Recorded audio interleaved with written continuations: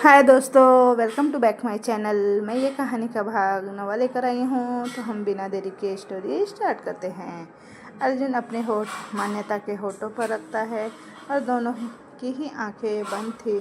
दोनों एक दूसरे को बड़े पैशनेटली किस कर रहे थे। अर्जुन मान्यता के होठों को शक कर रहा था। अर्जुन मान्यता के लोअर लिप पर बाइट करता है, जिससे मान्यता के मुंह से हल्की सी आह निकल गई और उसका मुंह खुलते ही अर्जुन ने अपनी टंग उसके मुंह को एक्सप्लोर करना शुरू किया।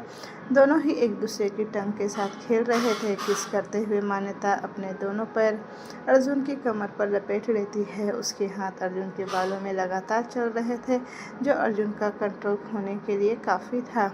अर्जुन एक बार फिर से मान्यता के होठों पर बाइट करता है, जिससे मान्यता सीधी खड़ी हो जाती है और अर्जुन को पीछे धक्का दे देती है। मान्यता अपने होठों को टच करते हुए बोली, अर्जुन ये आप क्या कर रहे हैं? वो इतना कहती ही थी कि लिफ्ट का डोर खुलता है और सामने ही अर्जुन का केबिन था। अर्जुन मान्यता की कमर में हाथ डालते हुए उसे केबिन की तरफ ले जाते हुए धीमी आवाज़ में बोला, कुछ नहीं, मैं तो तुम्हें बस टेस्ट किया है। इतना कहते हुए वो अपनी केबिन की चेयर पर बैठ चुका था और मान्यता उसकी गोद में बैठी हुई थी। अर्जुन दोबारा अपने होठ आगे बढ़ाने लगा, तभी मान्यता उसके होठों पर हाथ रखते हुए बोली, अब नहीं अर्जुन, अभी तो लिफ्ट में आपने किया ना, प्लीज़। अर्जुन मान्यता के हाथों पर हल्की सी बाइट करते बोला, पर अभी पूरे तरीके से मैंने तुम्हें टेस्ट किया ही नहीं है मैंने जान। इतना कहते हुए वो फिर आगे ही बढ़ता है। वहीं मान्यता हैरानी से अपने हाथ को देखती है। वो कुछ बोल पाती उससे पहले ही उसके होठ पर अर्जुन के होठ महसूस होते हैं। अर्जुन उसके होठों को धीरे धीरे सक कर रहा था। वहीं मान्यता अब खुद उस किस बैक करने लगी थी। उसने अपने दोनों हाथ अर्जुन की गर्दन में लपेट रखे थे। अर्जुन मान्यता को गोद में लिए ही केबिन में रखे काउच पर लिटाता है। इस बीच दोनों की किस ब्रेक नहीं हुई थी। कुछ देर बाद अर्जुन अपने होठ मान्यता के होठों से हटाता है और फिर उसके गले और कॉलर बोन पर किस करने लगता है। वहीं मान्यता साइड में फेस करते हुए गहरी गहरी सांसें ले रही थी। उसके हाथ अब भी अर्जुन के बालों में ही घूम रहे थे। अर्जुन उसके गले से होते हुए कॉलर बोन पर किस करता है। मान्यता गहरी सांस लेते हुए अपनी धीमी आवाज़ में बोली, स्टॉप इट अर्जुन, ये आपका केबिन है, हमारा बेडरूम नहीं, छोड़िए मुझे, कोई आ जाएगा। इतना कहते हुए वो अर्जुन को हटाने की कोशिश करती है। वही अर्जुन जो कि मान्यता के क्लीवेज पर अपने होठ चला रहा था, वो रुक जाता है और फिर मान्यता को बैठा देता है। मान्यता अर्जुन के गाल पर हाथ रखकर बोली, आप भी कहीं भी शुरू होने के लिए तैयार रहते हैं। वो इतना ही बोली थी कि तभी अर्जुन उसे अपनी गोद में एक झटके से उठाता है। मान्यता हैरानी से बोली, अर्जुन ये क्या कर रहे हैं आप? कहाँ ले जा रहे हैं मुझे? अर्जुन मान्यता को देखते हुए बोला, अब शुरू किया हुआ काम को ख़त्म तो करना ही होगा ना जान, और I can't control my self now. इतना कहते हुए वो डोर खोलता है और रूम के अंदर चला जाता है। ये उसके कैबिन से अटैच उसका बेडरूम था।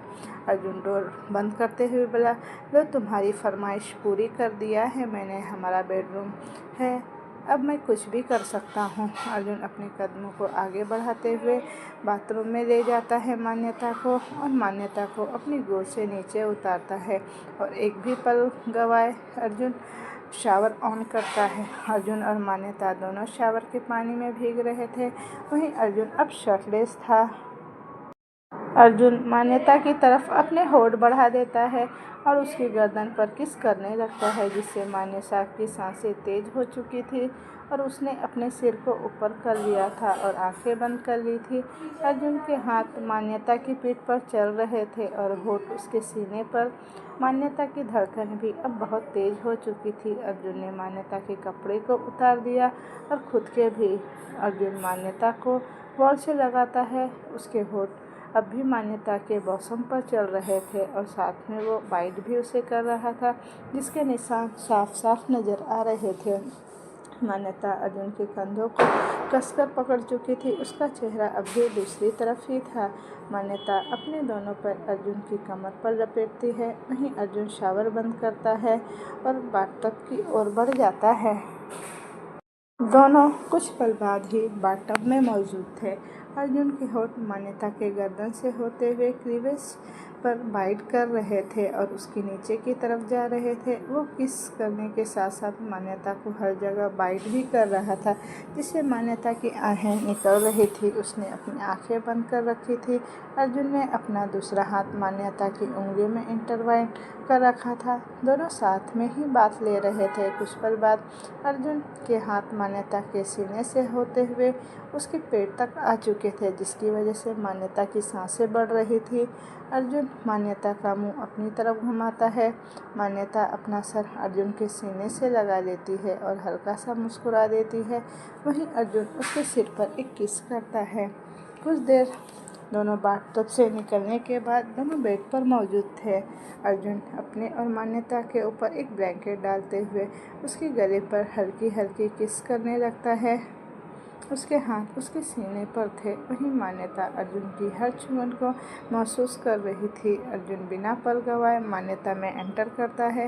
वहीं अर्जुन के अचानक ऐसे सडन एक्शन से मान्यता की हल्की सी चीख निकल जाती है। पूरे कमरे में एक डिम लाइट थी और चारों तरफ कर्टन लगे हुए थे, जो अर्जुन ने ही अपने रूम में लगाकर रिमोट से लगाए थे। अर्जुन मान्यता के होठों को अपनी गिरफ्त में लिए हुए उसे किस कर रहा था और उसकी मूवमेंट लगातार जारी थी। उन दोनों के ऊपर बस एक हल्की सी पतली सी ब्लैंकेट थी, जिसका होना न होना न के बराबर ही था। मान्यता के मुंह से सिर्फ आहें निकल रही थी, जिससे अर्जुन पूरी तरह से वाइल्ड होने पर मजबूर कर रही थी। मान्यता अपने दोनों हाथ अर्जुन की पीठ पर चला रही थी। अर्जुन उसकी टंग के साथ खेल रहा था ताकि वो मान्यता के दर्द को कम कर सके। लगभग 2 घंटे के इंटीमेट होने के बाद मान्यता थककर सो चुकी थी। वहीं अर्जुन उसके सीने पर सर रखकर लेटा हुआ था। उसकी आंखें अब भी खुली हुई थी। अर्जुन अपना चेहरा ऊपर करते हुए मुस्कुराकर मान्यता को एकटक देखे जा रहा था। जब से अर्जुन को मान्यता मिली थी, अर्जुन को ऐसा लग रहा था जैसे अब वह उसकी पूरी जिंदगी बन रही थी। अस्पताल से लेकर निकलने के टाइम जो अर्जुन के चेहरे पर बेचैनी और उसके दिल में एक घबराहट थी। अभी मान्यता को इस कदर दर्द भरा प्यार देने के बाद अर्जुन के चेहरे और उसके दिल से वह दर्द और घबराहट और बेचैनी सब कुछ मिट चुका था। उसके चेहरे पर अभी सिर्फ और सिर्फ मान्यता के लिए ढेर सारा प्यार नज़र आ रहा था। अर्जुन अब धीरे धीरे करके मान्यता के बॉसम्स को चूम रहा था। वह वहाँ से उठना ही नहीं चाहता था, लेकिन खुद को ऐसा करने से वो रोक भी नहीं पा रहा था। तभी फ़ोन जो बेड के एक साइड में पड़ा था वह रिंग करने लगा। अर्जुन ने फ़ोन उठाकर देखा तो उसमें आरुष का कॉल आ रहा था। आरुष ने कॉल रिसीव किया तो दूसरी तरफ से आरुष ने कहा, सर आज एक मीटिंग है, शायद आपको याद नहीं है, लेकिन वह मीटिंग जो उस रात कैंसिल हो गई थी वह आज होने वाली थी। क्या आप ऑफिस आ गए हैं? अर्जुन को मान्यता को छोड़कर जाने का तो मन नहीं था, लेकिन उसे यह मीटिंग भी करनी थी क्योंकि यह एक हाईटेक वेपन्स की मीटिंग थी जिसे उसे करना ही था। इसलिए अर्जुन ने एक बार मान्या की तरफ देखा, जो गहरी नींद में सो चुकी थी और उसके होठों पर एक छोटी सी स्माइल थी।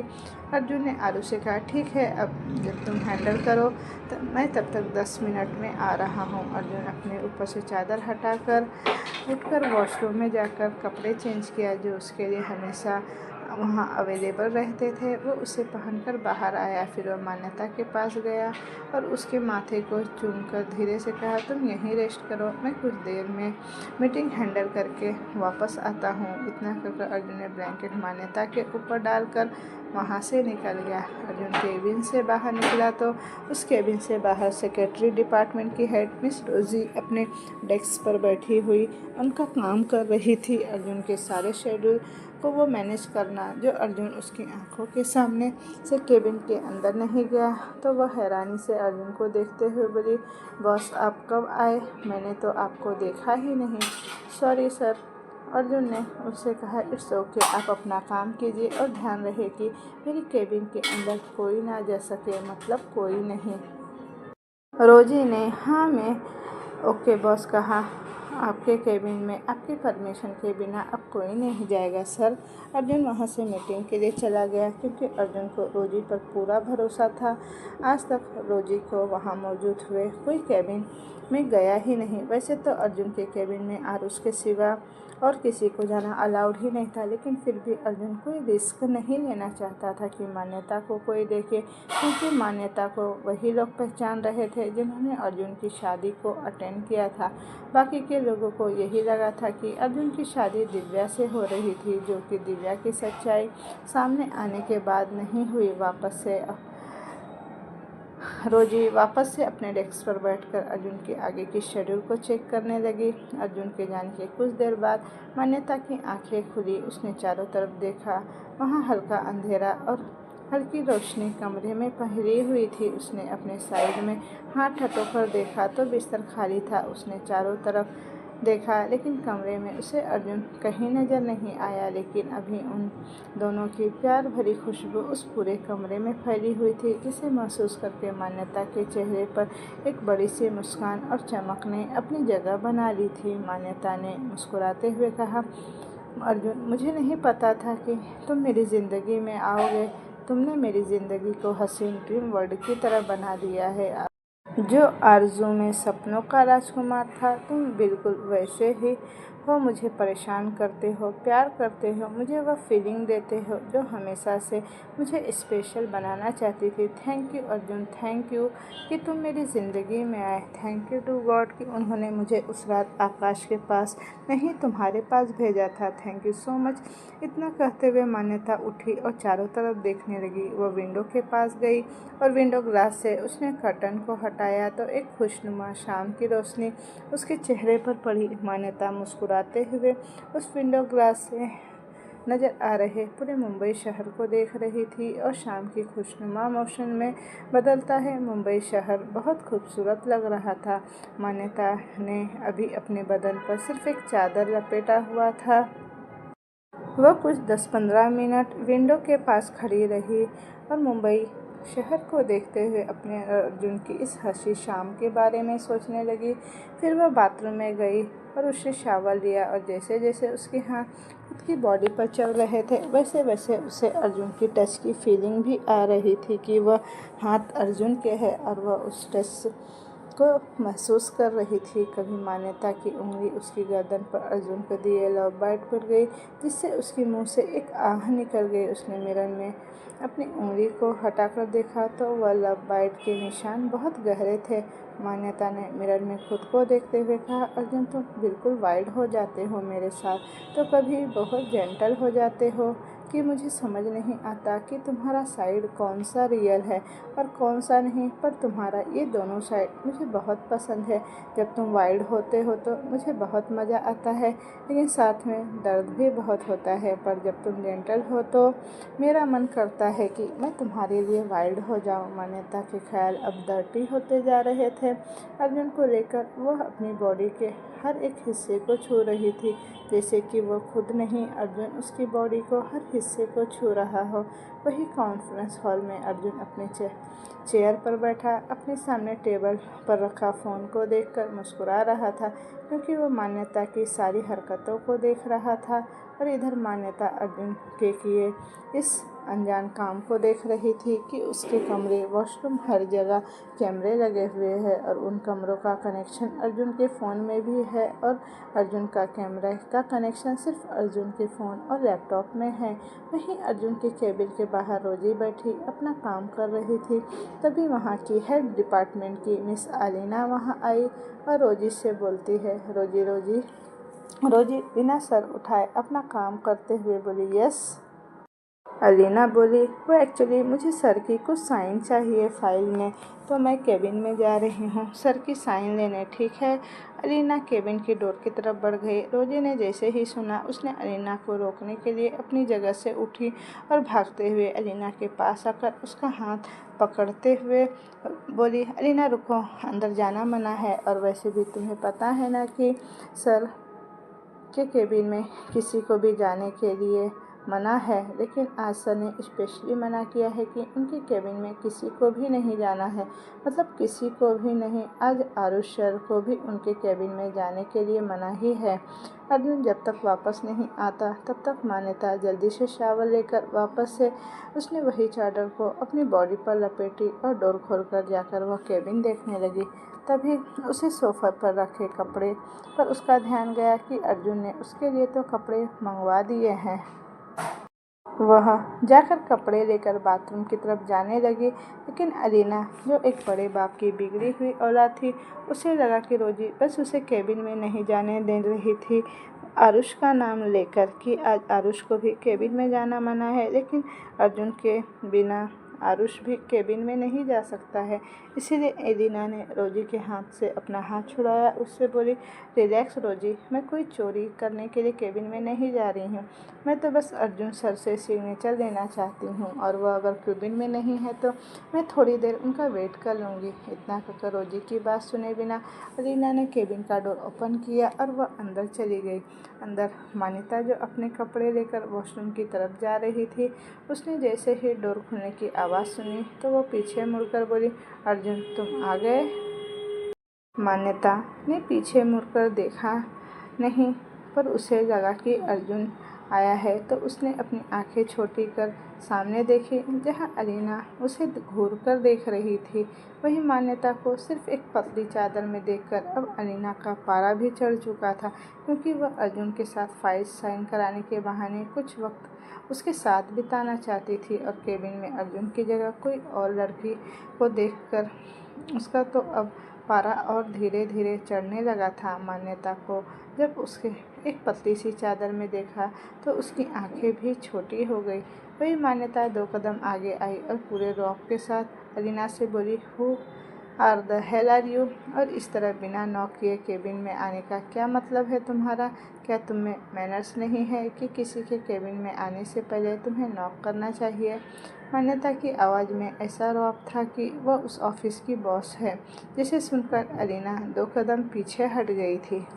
लेकिन फिर मान्यता को उसने कभी देखा नहीं था और वह अर्जुन के केबिन में क्या कर रही है, यह सोचकर एलिना आगे आई और मान्यता से बोली, तुम कौन हो और इस तरह से बिना कपड़ों में सिर्फ एक चादर लपेटे अर्जुन बॉस को केबिन में क्या कर रही हो? क्या उन्हें अपना जिस्म दिखाकर रिझाने की कोशिश करना चाहती हो?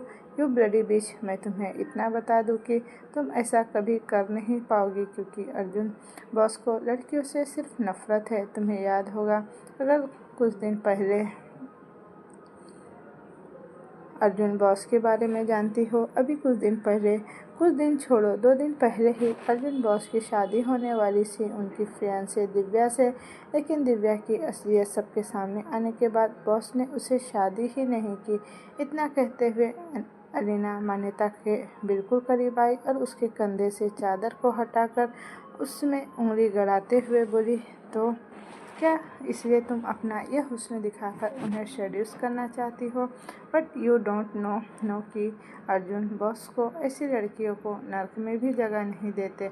इतना कहते हुए उसने अपना हाथ मान्यता को मारने के लिए जैसे ही उठाया कि एलिना यह दिखाना चाहती थी कि वो मान्यता के सामने वो कितनी बड़ी है और मान्यता कितनी छोटी, लेकिन वह उसे मार पाती। उससे पहले ही मान्यता और एलिना दोनों को ही एक रौबदार आवाज़ सुनाई दी। यहाँ पर क्या हो रहा है? उस आवाज़ को सुनकर जहाँ मान्यता के होठों पर एक छोटी सी मुस्कुराहट खिल गई, वहीं एलिना का हाथ उसके जगह पर ही रुक गया और एलिना ये जानती थी कि ये अर्जुन का केबिन में विदाउट परमिशन किसी के आने की ज़रूरत नहीं है, क्योंकि अर्जुन के गुस्से को कोई झेल ही नहीं पाता था। इसीलिए वह सारा इल्ज़ाम मान्यता पर डालते हुए अर्जुन से बोली, बॉस, यह लड़की पता नहीं कहाँ से उठकर यहाँ चली आई है।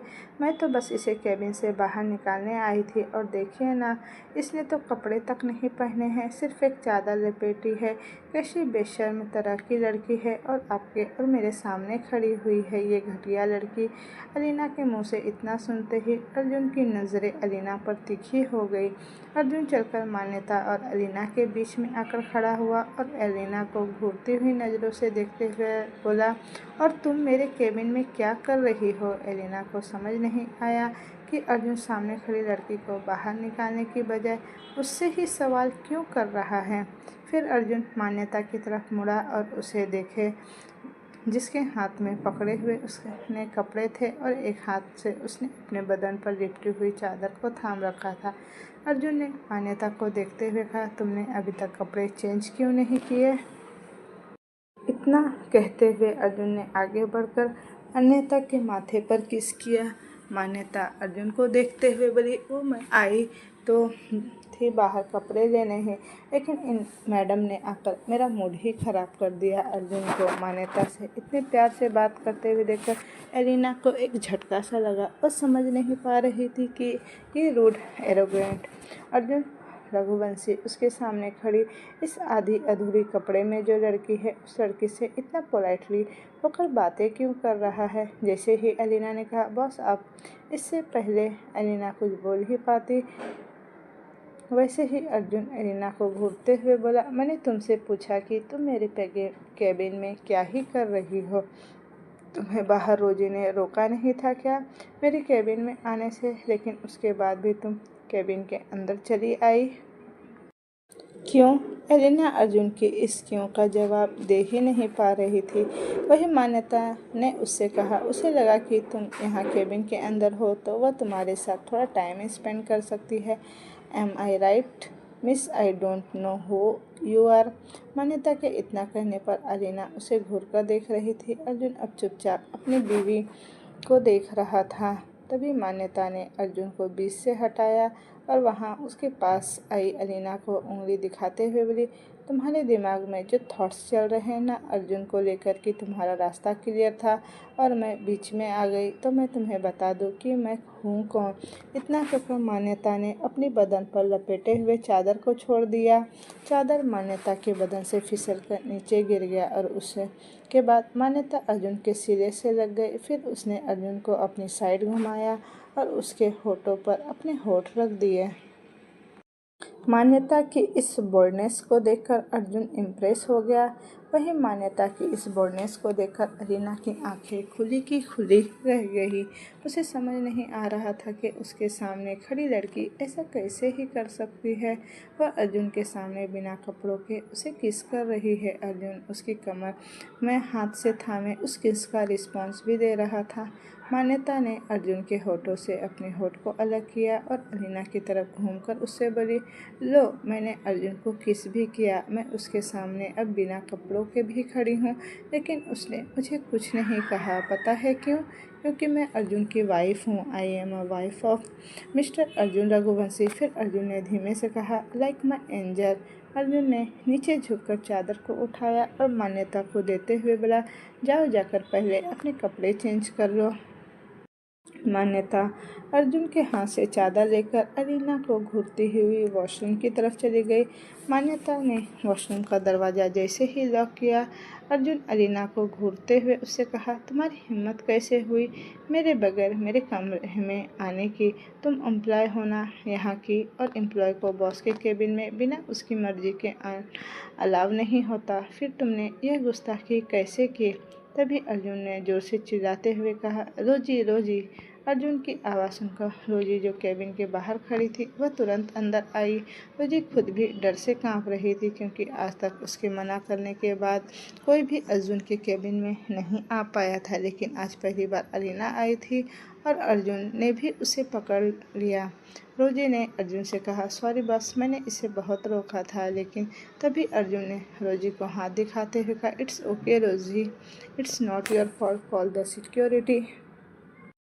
फिर रोजी तुरंत केबिन से बाहर गई और अपने डेस्क पर रखे इंटरकॉम से कॉल करके सिक्योरिटी गार्ड को बुला लिया। वहीं एलिना तुरंत अपने घुटनों पर गिरकर बोली, boss I am really sorry boss, मुझे बस आपके सिग्नेचर चाहिए थे फाइल पर और मुझे लगा कि बस 2 मिनट का काम है, इसीलिए मैं अंदर चली गई। लेकिन मुझे नहीं पता था कि आप।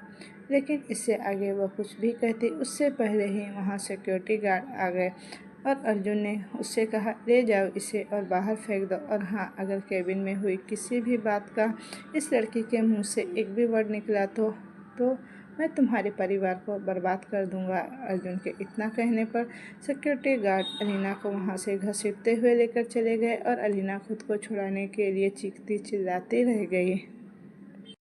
उसके 10 मिनट बाद ही मान्यता वॉशरूम से बाहर आई। उसने अभी पिंक कलर की कुर्ती और प्लाजो सूट पहना था। अर्जुन उसे देखते ही उसके पास गया और उसे अपने सीने से लगाते हुए बोला, तुम पागल लड़की, रुक नहीं सकती थी क्या कुछ देर? उस लड़की के बजाय कोई और आदमी होता या आरुषि होता तो? मान्यता अर्जुन से कहा, सॉरी, लेकिन मुझे नहीं पता था, मैं तो बस कमरे से बाहर। इतना कहते हुए मान्यता ने पूरे केबिन की तरफ देखा, लेकिन वहाँ उसे कोई दरवाज़ा नज़र ही नहीं आया। वो कन्फ्यूजन से पूरे केबिन को घूम घूम कर देखने लगी, जिससे वह अंदर आई। फिर उसे याद आया कि वह लिफ्ट से होते हुए अर्जुन के केबिन में गई। उसने फिर उस लिफ्ट को भी पूरे कमरे में ढूंढा, लेकिन ना तो वह दरवाज़ा मान्यता को मिला और न ही वह लिफ्ट। मान्यता कुछ देर इधर उधर देखने के बाद अर्जुन की तरफ देखते हुए बोली, कमरे का दरवाज़ा कहाँ गया और लिफ्ट कहाँ गया?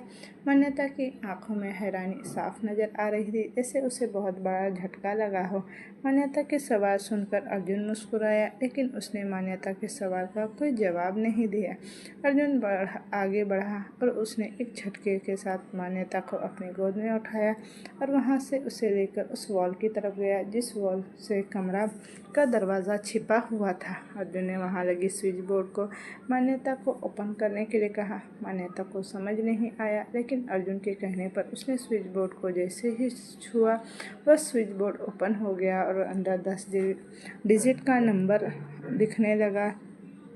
मान्यता ने एक बार फिर से हैरानी से अर्जुन की तरफ देखा तो अर्जुन ने उससे कहा, हमारी मैरिज डेट नंबर डाला। मान्यता ने अर्जुन के कहने पर उनकी शादी की डेट डाला तो वो स्लाइड होकर एक दरवाज़ा खुला और मान्यता मुंह खोले उसे और दरवाजे दोनों को देखने लगी। उसे बिल्कुल यकीन नहीं हो रहा था कि दरवाज़ा उसके सामने था, लेकिन फिर भी वह उस दरवाजे को देख नहीं पा रही थी। मान्यता अर्जुन की तरफ देखी और इंतज़ार करने लगी कि अर्जुन उसे कोई जवाब देगा। अर्जुन भी मान्यता की नज़रों को देखते हुए समझ चुका था तो उसने मान्यता से कहा, एक्चुअली मैं कई बार काम करते हुए नाइट यहीं स्टे करता हूँ, इसलिए कमरा है ताकि बिना किसी डिस्टर्बेंस के मैं आराम से यहाँ रह सकूँ। मान्यता ने बस हाँ में हरदम हिला दिया, क्योंकि यह भी सही था कि रात भर अगर काम करने के बाद कोई सोए हुए को आकर डिस्टर्ब करे तो उसकी नींद पूरी नहीं होती।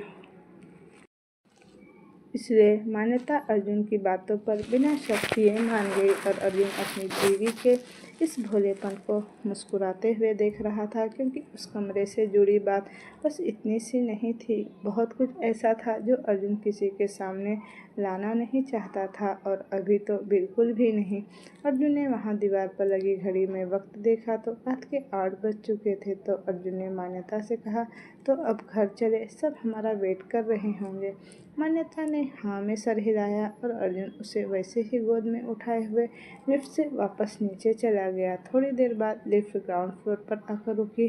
अर्जुन मान्यता को लेकर बाहर निकला और कार के पास जाकर उसे पैसेंजर सीट में बैठाया और जाकर ड्राइविंग सीट पर बैठते हुए कार स्टार्ट करते हुए अर्जुन ने मान्यता से कहा, तो कहाँ जाना है, तुम्हारे घर या हमारे घर? मान्यता कुछ सोचते हुए अर्जुन से बोली, पहले तो आप मेरे घर चलिए, क्योंकि मेरा कुछ सामान भी है, उसके बाद हम हमारे घर चलेंगे। अर्जुन मान्यता की बात सुनकर मुस्कुराया और गाड़ी मान्यता के घर पर बढ़ा दिया।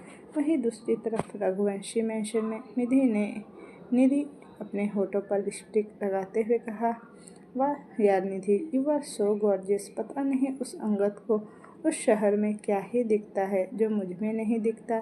इन नदी ने अपना लास्ट टचअप करते हुए खुद से ही कहा, छोड़ ना यार, आज तुम उन दोनों के बारे में सोचकर अपना मूड क्यों ही ख़राब कर रही है। आज इनाया का बर्थडे है तो तुझे इनाया के बर्थडे पर फोकस करना चाहिए ना। इनाया निधि की बेस्ट फ्रेंड थी।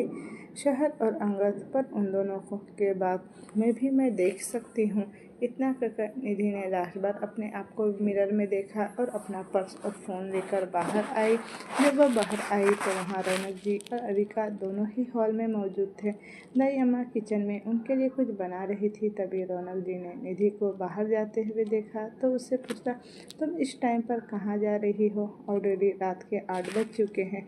निधि जो बाहर की तरफ जा ही रही थी वो वापस मुड़कर अपनी माँ और अविका जी के पास आई और बोली, मम आज इनाया का बर्थडे है। Inaya it's my best friend, तो मैं उसके बर्थडे को कैसे ना जाऊँ। मैं उसके रेस्टोरेंट जा रही हूँ बर्थडे सेलिब्रेट करने, तो आने में मुझे थोड़ा लेट हो भी सकता है।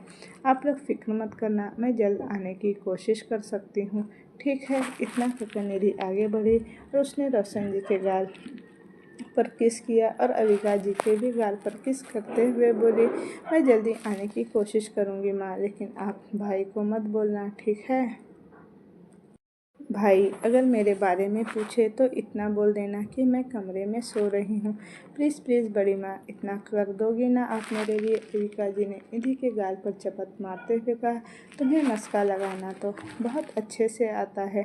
जाओ और जाकर एंजॉय करना और जल्दी आने की कोशिश करना। निधि इतना सुनकर खुश हो गई और भागते हुए बाहर की ओर चली गई। निधि बिना ड्राइवर के ही जा रही थी, खुद से कार ड्राइव करके। तभी उसे रास्ते में एक बेकरी मिला तो उसे याद आया कि उसने तो केक लिया ही नहीं इनाया के लिए और ना ही खुद लिया। लेकिन फिर उसने सोचा कि अगर इतनी दूर से वह केक लेकर आती है तो शायद वो मेल्ट हो जाएगा, इसलिए उसने अपनी कार फुल स्पीड में भगाई। और जब वो अपनी बहन के रेस्टोरेंट पहुंची तो उसकी बेस्ट फ्रेंड इनाया का ही वो रेस्टोरेंट था। वह वहां पहुंचकर पहले काउंटर पर गई। वहाँ पर उसने कहा कि उसे एक स्ट्रॉबेरी फ्लेवर का केक चाहिए। उसने ऑर्डर दिया और केक बनने का वेट करने लगी। तभी वहाँ पर एक और शख्स आया जिसने 3 पीस सूट पहन रखा था। निधि ने उस पर कोई ध्यान नहीं दिया। उस शख्स ने कुछ ड्रिंक ली और कुछ स्नैक्स ऑर्डर की और वहीं टेबल पर पहुँचने के लिए कहा जहाँ निधि अपने केक का वेट कर रही थी। तभी कुछ देर में वह शख्स वापस आया और उसने वेटर से बिल देने के लिए कहा। वेटर ने उसे बिल दिया तो जैसे ही उस शख्स ने अपने पॉकेट में पर्स निकालने के लिए हाथ डाला तो उसका पर्स उसके पास था ही नहीं और ना ही उसका फ़ोन चार्ज था जिससे वह बिल पे कर सके। अभी उसके साथ कोई था भी नहीं। तभी निधि का ऑर्डर भी आ गया। निधि अपना कार्ड लेकर बिल पे करने लगी। तभी उस शख्स ने वेटर से कहा, एक्सक्यूज़ मी, क्या मैं आपको थोड़ी देर बाद में बिल पे कर सकता हूँ? 10-20 मिनट बाद मैं किसी को फ़ोन करके यहाँ बुलाता हूँ क्योंकि मेरा फ़ोन चार्ज बिल्कुल नहीं है और मेरा पर्स मैं जल्दबाजी में घर में भूल गया हूँ। इतना कहने के बाद वह शख्स इधर उधर देखने लगा जैसे वह किसी को ढूंढ रहा हो। उस शख्स की बात सुनकर सामने खड़े वेटर ने कहा, सॉरी मिस्टर, इस तरह की बातें हर कोई करता है। और वह कुछ देर का बोलकर चले जाता है। बिना बिल पे किए हम बिलीव नहीं कर सकते। या तो अब बिल पे कीजिए या फिर आपको किचन में जाकर काम करना होगा। इतना सुनकर वेटर की बात सुनकर उस शख्स को बहुत गुस्सा आ गया। उसने कहा, देखो तुम मुझे कहीं पहचान रहे हो कि नहीं? मैं कोई ऐसा वैसा आदमी नहीं हूँ। मैं कोई भागने वाला तो बिल्कुल भी नहीं। मैं बस कह रहा हूँ कि मुझे यहाँ से कॉल करने दो। 10 मिनट वेट करते हैं, मेरे लोग यहाँ आएंगे और वह तुम्हें पैसे दे देंगे। लेकिन आजकल इतना फ्रॉड हो चुका है कि वेटर उस शख्स की बात सुनना ही नहीं चाहता था। इसलिए उस वेटर ने कहा, सॉरी, आप चलकर किचन में बर्तन धो दीजिए, फिर आप जा सकते हैं। इन सब चक्करों में निधि को बहुत लेट हो रहा था क्योंकि उसने अपने फ्रेंड को बताया नहीं था कि वो रेस्टोरेंट आ चुकी है। तभी निधि ने वेटर को अपना कार्ड देते हुए कहा, आप इनका भी बिल क्लियर कर लीजिए और जल्दी से मेरा ऑर्डर दीजिए, मुझे लेट हो रहा है। वह शख्स निधि का चेहरा देखने लगा क्योंकि अभी उस निधि ने उस शख्स के लिए कोई मामूली रकम पे नहीं किया था। उस शख्स ने जो ड्रिंक्स ऑर्डर की थी वो ड्रिंक सिर्फ 25,000 की थी और निधि बिना कुछ पूछे उससे 25,000 की ड्रिंक्स का बिल पे कर दिया था। तभी उसने कहा, सॉरी, लेकिन इसकी कोई ज़रूरत नहीं है। मैं बस एक कॉल करूँगा तो मेरे लोग यहाँ आ जाएंगे। निधि ने उस शख्स को बिना देखे हुए ही कहा, इट्स ओके, कोई बात नहीं। आज मेरी फ्रेंड का बर्थडे है और मैं उसे विश करने जा रही हूँ। केक के साथ अगर लेट हुआ तो वो मेरे को ही कट करके खा लेगी और मेरा केक मेल्ट हो जाएगा। मैं यह बिल्कुल नहीं चाहती कि मैं उसे ये मेल्ट केक खिलाऊं, तो प्लीज़ आप बुरा मत मानिए। आप मुझे इसके बदले थैंक यू कह सकते हैं और अगर आपको उतने ही पैसे देने का मन है तो आप एक काम कीजिए, रेस्टोरेंट के बाहर सड़क पर बहुत से गरीब लोग हैं, आप उन्हें पैसे दे दीजिएगा। आपकी बिल के अकॉर्डिंग जो पैसा हुआ है उसे कुछ खाने के लिए खरीद कर दे दीजिएगा। Okay bye. इतना कहकर निधि ने अपना ऑर्डर लिया, केक उठाया और वहाँ से चली गई। वहीं दूसरी तरफ जानकी जी के घर में शहर और जानकी जी दोनों डाइनिंग एरिया में सोफे पर बैठी अभी भी मान्यता और अर्जुन का वेट कर रही थी, लेकिन उन दोनों में से किसी का अता पता नहीं था। शहर ने टाइम देखते हुए कहा, आंटी दोपहर से ये दोनों बाहर गए हैं, अभी तक आए नहीं, कहाँ गए होंगे ये दोनों। मुझे तो अब सोच कर इन दोनों पर ही गुस्सा आ रहा है। उसकी बातें सुनकर जानकी दी हंसते हुए उसके सर पर मारते हुए कहा, अरे दोनों की नई नई शादी हुई है, कहीं गए होंगे दोनों घूमने, तुम भी ना गुस्सा कर रही हो, उन दोनों पर थोड़ा पॉजिटिव सोचो। शहर का मुंह बन गया और वह दोबारा से दरवाजे की तरफ देखने लगी कि कब अर्जुन और मान्यता उस दरवाजे को खोलकर अंदर आ गए। तभी जानकी जी ने शहर के दोनों हाथ पकड़कर कहा, शहर बेटा एक बात कहूँ तुमसे। शहर कन्फ्यूज भरी नज़रों से जानकी जी की तरफ देख रही थी। तभी जानकी जी ने थोड़ा हिचकिचाते हुए शहर से कहा, शहर मैंने कई बार तुमसे कहा है कि तुम मेरे और मान्यता के साथ आकर इस घर में रहो, लेकिन अंगद की न मानने की वजह से तुम यहाँ आकर नहीं रही, क्योंकि अंगद अपने दम पर कुछ करना चाहता है, वो किसी का एहसान नहीं लेना चाहता। लेकिन बेटा मैं कोई एहसान नहीं कर रही, अब मान्यता भी नहीं है, तो तुम दोनों अगर यहाँ मेरे साथ आकर इस घर में रहोगे तो मुझे भी अच्छा लगेगा। तुम एक बार अंगद से बात करके देखो ना प्लीज़। अभी शहर जानकी जी से कुछ कहती उससे पहले ही उसका फ़ोन रिंग करने लगा। शहर ने फ़ोन में देखा तो अंगद का कॉल आ रहा था। उसने जानकी जी को 1 मिनट रुकने का बोलकर फ़ोन उठाया, लेकिन दूसरी तरफ से कहा गया। उसे सुनकर शहर के चेहरे पर पसीने आने लगे और उसने अपनी जगह से उठते हुए कहा, हाँ हाँ मैं बस अभी आ रही हूँ। इतना कहकर शहर बिना जानकी जी से कुछ कहे दौड़ते हुए घर से बाहर चली गई। जानकी जी जो कन्फ्यूजन से शहर को देख रही थी, वो धीमी सी आवाज़ में बोली, अब इसे क्या हुआ, लेकिन अभी तो ये ठीक थी। तभी जानकी जी दरवाजे के पास से हटती, दरवाज़ा एक बार फिर से खुला और साथ में मान्यता और अर्जुन दोनों एक दूसरे का हाथ थामे हुए अंदर की ओर आए। और जानकी जी को इस तरह से दरवाजे पर खड़े हुए देखकर मान्यता ने जानकी से पूछा, माँ अब दरवाजे पर क्या कर रही हैं, क्या हुआ है और ये शहर कहाँ है। तभी जानकी जी ने घबराते हुए मान्यता से कहा, पता नहीं इस लड़की को क्या हुआ, अभी किसी से का कॉल आया, कॉल पर कुछ बात हुई और उसने घबराते हुए निकलकर यहाँ से चली गई। उसने तो कुछ बोला भी नहीं मुझसे। शहर के बारे में जानकर मान्यता को भी अब घबराहट होने लगी कि पता नहीं क्या हुआ होगा। तभी अर्जुन ने मान्यता के हाथ को पकड़कर सहलाते हुए कहा, तुम टेंशन मत लो जान, मैं अभी आरुष को कॉल कर रहा हूँ कि वह शहर के बारे में पता करे और हमें बताए। इतना कहकर अर्जुन ने अपना फ़ोन निकाला और आरुष को कॉल किया और कुछ रिंग जाने के बाद आरुष ने कहा, आरुष शहर इस वक्त कहाँ है और क्या कर रही है, यह पता करके मुझे अभी बताओ। तभी आरुष जो अभी खुद एक रेस्टोरेंट में नाइट मीटिंग करने के लिए डिनर के लिए आया था, उसने अर्जुन से कहा, बॉस मैं अभी नाइट मीटिंग एंड डिनर पर हूँ। उसकी बात सुनकर अर्जुन ने कहा, ठीक है किसी और को काम पर लगा, लेकिन मुझे थोड़ी देर में शहर के बारे में पूरी इन्फॉर्मेशन चाहिए। आरुष ने कहा, ओके मिल जाएगी बॉस।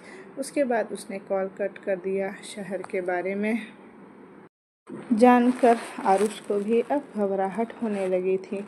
वहीं दूसरी तरफ निधि जा चुकी थी, लेकिन वह शख्स अभी भी वहीं पर खड़ा निधि को पीछे से देख रहा था। निधि ने वहां से कुछ दूरी पर आकर एक टेबल पर केक रखा और किसी को फ़ोन किया।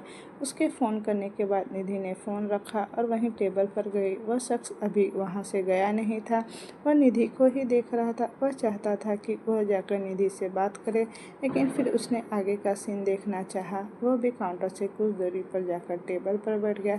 अभी वहाँ वेल ड्रेस कुछ 3 पीस सूट पहने कुछ लोग आए और उस आदमी के पीछे जाकर खड़े हो गए।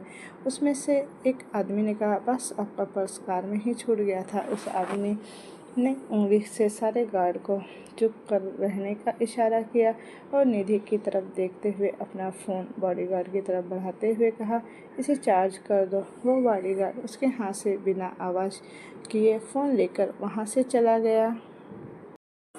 तभी 10 मिनट बाद कुछ 8-10 लड़कियां और एक लड़की को उसके आंखों में पट्टी बांधकर संभालते हुए सब लेकर आया। और उसके आने के बाद निधि ने केक के बॉक्स को बाहर निकाला और केक पर कैंडल्स लगाकर लड़की को आंखों से पट्टी खोलने के लिए कहा। पट्टी खोलते ही वह लड़की खुशी से निधि के गले लग गई और उसके बाद सबने मिलकर कैंडल्स को ब्लॉ किया और उस लड़की का बर्थडे सेलिब्रेट किया। ये शख्स वहाँ खड़ा ये सब देख रहा था। तभी उस आदमी के बॉडीगार्ड ने अपना फ़ोन लाकर उस आदमी को दिखाते हुए कहा, बस मैडम का फ़ोन आ रहा है। उस शख्स ने फ़ोन लिया और कुछ देर बात किया। उसके बाद उसने अपने बॉडीगार्ड को हाथ के इशारे से आगे बुलाया, उससे कुछ कहा और वह तुरंत वहाँ से उठकर रेस्टोरेंट से बाहर चला गया। लेकिन उसकी नज़रें बाहर जाते हुए भी निधि को ही देख रही थी। उसके वहाँ से जाने के बाद जितने भी बॉडीगार्ड्स थे सभी उस शख्स के पीछे चले गए, सिवाय उसके जिस शख्स से उसने कुछ कहा गया। और वहाँ से बहुत सारा खाना लिया उस शख्स ने और वहाँ फुटपाथ पर रहने वाले लोगों को उस शख्स ने अपने हाथों से वो खाना बांट दिया। उसके लोगों ने जितनी तारीफ़ की उतनी ही उसके चेहरे पर बड़ी सी स्माइल आ रही थी और उसे सिर्फ निधि की बातें और उसका चेहरा ही याद आ रहा था। और उसने अपने मन में कहा, तुम्हारे थॉट्स कितने अच्छे हैं मिस मिस्ट्री, शायद तुम मेरे लिए मेरी ऑब्सेस बन जाओगी। बाकी खाना देने के बाद वह शख्स अपने कार में वापस आया, बैठा और बोला, अब चलो। उसके चेहरे पर अभी भी एक मिस्टीरियस स्माइल थी। उसके हाथ और गाल के उसके बीच के होठों में थे और वह कुछ सोच रहा था। तभी उसने कार की पैसेंजर सीट पर बैठे बॉडीगार्ड से कहा, रेस्टोरेंट की सीसीटीवी फुटेज निकालो और उसमें जो लड़की मेरे सामने तुम्हें नज़र आ रही है मुझे उसकी पूरी इन्फॉर्मेशन चाहिए। बॉडीगार्ड ने हाँ कहा और वह रेस्टोरेंट के सीसीटीवी फुटेज को देखने लगा। उसने उस पोजीशन पर लाकर कैमरे को स्टॉप किया जहां वह शख्स निधि के साथ खड़ा था। बॉडीगार्ड ने अपने फ़ोन को उस शख्स की तरफ घुमाते हुए कहा, बस ये देखिए, उसने कहा। और उसने अपनी और निधि की उस सीन को स्क्रीनशॉट लिया और कहा, हाँ यही है, पता करो ये कौन है। बॉडीगार्ड ने इंटरनेट पर इंफॉर्मेशन पोर्टल पर कुछ सर्च किया और उस शख्स को दिखाते हुए कहा, बस ये माफिया लीडर अर्जुन रघुवंशी की बहन है। अर्जुन रघुवंशी की बहन है। ये सुनकर उस चेहरे के शख्स पर जो मुस्कुराहट थी वो और बड़ी हो गई। उसने खतरनाक तरीके से मुस्कुराते हुए कहा, अब अर्जुन रघुवंशी को मज़ा आएगा। अब रघुवंशी तुम्हारे साथ खेलने में, क्योंकि अब तुम्हारा कोई हिस्सा मेरे करीब आएगा, तक्ष रंधावा के करीब आएगा। इतना कहकर वह शख्स यानी कि तक्ष रंधावा फिर से जो स्क्रीनशॉट उस बॉडीगार्ड ने उसके फ़ोन में लिया वह अपने फ़ोन में देखने लगा। जितना वह निधि को देख रहा था उतनी ही उसकी आंखें गहरी और छोटी होती जा रही थी। I am obsessed for you miss Nidhi Raghuvanshi. रात का वक्त शहर हड़बड़ी में अपने रूम की तरफ आते हुए बोली, अंगद क्या हुआ है तुम्हें? तुमने इतनी अर्जेंट में क्यों बुलाया है मुझे? तुम ठीक तो हो ना? वो इतना बोलते हुए रह गई क्योंकि कमरे के चारों तरफ अंधेरा था। शहर धीमी आवाज़ में बोली, मैंने तो कहा था तुम घर में हो, लेकिन रूम में तो कोई है ही नहीं। इतना कहते हुए वो लाइट्स ऑन करती है। लाइट्स ऑन होते ही उसकी नज़र बेड पर चली गई जहाँ पर एक रोज और एक पेपर बॉक्स रखा हुआ था। शहर कन्फ्यूज़न से बेड की तरफ बढ़ते हुए पहले रोज को उठाकर देखती है और फिर उस बॉक्स को खोलती है जिसमें रेड कलर का वन शॉर्ट पीस था। शहर बोली, ये किसने? तभी उसकी नज़र बॉक्स पर रखी चिट पर गई। शहर चिट उठाकर पढ़ने लगी जिसमें लिखा था, ये ड्रेस मेरी ब्यूटीफुल शहर के लिए, जल्दी से रेडी होकर बाहर आ जाना, ड्राइवर तुम्हारा वेट कर रहा है और मैं तुम्हें सरप्राइज़ देने का वेट कर रहा हूँ। अपना पढ़कर शहर एक नज़र ड्रेस को देखते हुए, सरप्राइज़ के चक्कर में तुमने मुझे डरा दिया। मेरा दिमाग पता नहीं क्या क्या सोच रहा था। इतना कहते हुए वो अपने सिर पर हाथ रखकर बोली, तुम्हें तो मैं आकर देखती हूँ। इतना कहते हुए वो रेडी होने बाथरूम में चली गई। लगभग 30 मिनट बाद शहर पार्किंग की जाती है जहाँ रेड वन कलर के शॉर्ट पीस में जो ऑफ शोल्डर था उसके साथ उसने लाइट नेकलेस, ब्रेकलेस और लाइट ईयरिंग पहने थे जो खुले कल, जिसमें वो बहुत खूबसूरत लग रही थी। लगभग 30 मिनट बाद वो एक रेस्टोरेंट के सामने थी जहाँ एक एड्रेस ड्राइवर को अंगद ने दिया था। शहर एक नज़र सामने देखती है और फिर अंदर चली जाती है। शहर जैसे ही अंदर गई तो एक वेट्रेस उसके पास आकर बोली, मैम आपका नाम शहर है? शहर ने उसकी तरफ देखते हुए हाँ में गर्दन हिलाई। तभी वो वेट्रेस बोली, मैम सर आपका वेट कर रहे हैं। शहर बोली, थैंक्स। इतना कहते हुए वो आगे बढ़ गई। शहर जैसे ही वहाँ पहुँची तो उसके ऊपर फूलों की बरसात हो गई और वो हंसते हुए ऊपर की तरफ देखने लगी। उसके मुँह से सिर्फ एक ही शब्द निकला, अंगद कुछ बदबाद। फूल गिरने बंद हो गए और शहर अपने चेहरे पर मुस्कान लिए सामने की ओर देखने लगी। अंगद मुस्कुराते हुए बोला, जिसने ये सब किया उस पर भी तो जरा गौर फरमा लीजिए शहर मैडम। शहर अंगद के गले लगते हुए बोली, गालिब अब आप क्या कहे, आप ही तो दिल और दिमाग में छाए रहते हैं। इतना कहते हुए वो जोर से उसे हक कर लेती है। वही अंगद भी उसे कसकर हक कर लेता है। कुछ देर बाद दोनों डाइनिंग टेबल पर थे। अंगद ने ब्लैक कलर का एक स्टाइलिश सूट पहना हुआ था और एक्सपेंसिव वॉच में वो बहुत हैंडसम लग रहा था। कुछ पल के लिए शहर की आंखें भी उस पर थम सी गई। अंगद शहर का हाथ पकड़ते हुए उसकी आंखों में देखते हुए बोला, welcome to candle light dinner my beautiful girl. इतना कहते हुए वो कुछ पल उसकी आंखों में ही खो सा जाता है, फिर उसके माथे पर छोटी सी किस करता है। शहर जो ये सोचकर आई थी कि वो आते ही अंगद पर गुस्सा करेगी, लेकिन वो अब सब कुछ भूल चुकी थी। शहर अंगद को देखते हुए बोला, मेरी फेवरेट खाना। इतना कहते हुए मुस्कुराकर उसे देखने लगी। अंगद शहर की आंखों में देखते हुए बोला, अब आपकी फेवरेट आप मेरी हैं तो मैं ये सब तो आपके लिए कर ही सकता हूँ। उसके इतना कहते ही शहर के गाल अब लाल हो गए थे, जिसे देखकर अंगद के चेहरे पर मुस्कुराहट आ चुकी थी। वो दोनों खाना खाने लगे। अंगद ने कुछ बाइट्स अपने हाथ से शहर को खिलाई थी, वहीं शहर ने भी कुछ बाइट्स उसे अपने हाथों से खिलाई। तो दोस्तों, ये कहानी अब मैं यहीं तक रहने देती हूँ। इसका नेक्स्ट पार्ट मैं जल्द ही लेकर आऊँगी। मुझे कमेंट करके बताइएगा आपको स्टोरी कैसी लग रही है। अगर आपको स्टोरी अच्छी लग रही है और आपको इसी तरह की स्टोरी चाहिए तो मेरे चैनल को लाइक शेयर एंड सब्सक्राइब ज़रूर कीजिएगा। Thank you for watching. Bye bye.